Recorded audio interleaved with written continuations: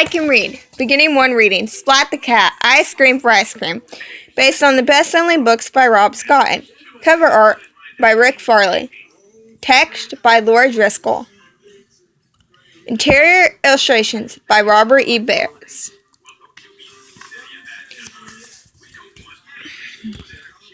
Splat the Cat beamed in the back of the bus. His class was on a field trip to the ice cream factory.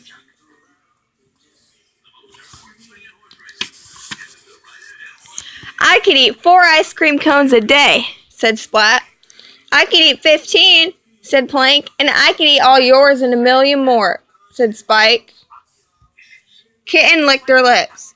I scream, you scream, we all scream for ice cream, the friends cried.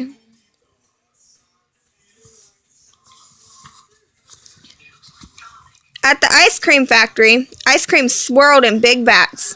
Pipes steamed. Nozzles gleamed. Wow, said Splat. What a dream.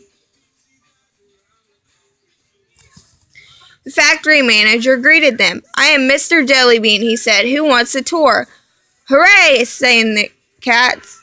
I scream, you scream, we all scream for ice cream.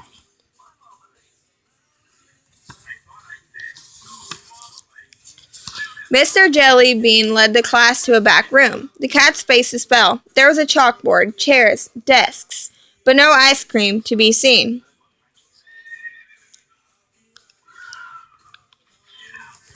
Mr. Jellybean cleared his throat. First, let's talk freezers, he said. Some are big, some are small. All are extremely cold.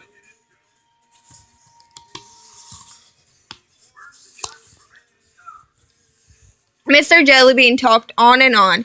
He seemed to love his freezer theme, but the cats did not. Their eyes glazed over, their heads drooped.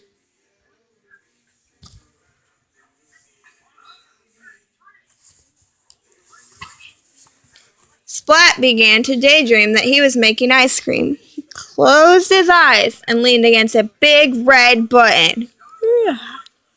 Beep! Alarms blared.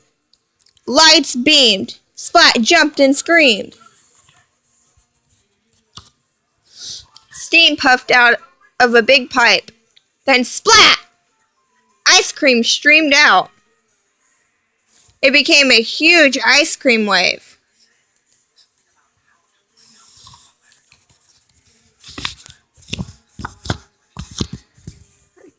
That grew and grew and flooded the factory. Now that's a lot of ice cream, said Plank, taking a taste. Yum!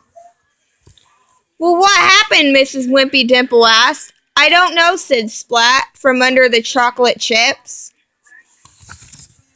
The class cleaned themselves up. Mrs. Wimpy Dimple counted heads. Everyone was there except Seymour, Splat screamed. I have to find Seymour, he said. He ran back toward the door. Wait, Kitten cried. We'll come with you. We're a team after all. Ignore my stupid dog. Inside, the team checked out the ice creamy mess. Let's look, they said. Be careful, Splat said. Seymour is so small we may not see him under all this ice cream. With brushes and buckets, the cats cleaned and ate their way into the factory. Seymour, Splat called, but Seymour was nowhere to be seen. Then the team cleaned and ate their way through the next room. Seymour, Splat called again. The team continued until the factory gleamed, but it seemed Seymour wasn't anywhere under all that ice cream. Just then, a blob of whipped cream fell onto Splat's head. Splat looked up. Splat! There was Seymour. He was way up on a beam. He couldn't call out. His mouth was full of ice cream.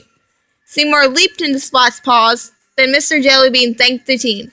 The factory is so clean. How can I repay you? Would you like some ice cream?